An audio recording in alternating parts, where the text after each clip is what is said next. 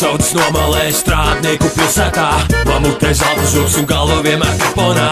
Es pāris čalītis un esmu nekāds skaistulis, bet meičas satiekot es zinu tās uzmedīs. Kad pienāk vakars es no mājas ārā izeju, sēžos mašīnā un iedarbinu dzinēju.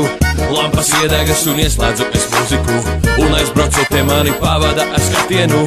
Jo man ir melnais bebis un tas man ir vienmēr līdz. Jo man ir melnais bebis ātrs un raiskulīgs. Jo man ir melnais bebis ļoti iespaidīgs. Kā priekšā maziņā un droši brauc man līdz. Melnais bebis, viņš uguņu lampiņā.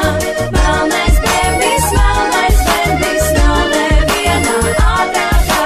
Melnais bebis, tas zem loga braukājās. Melnais bebis, mečām ļoti patīkā.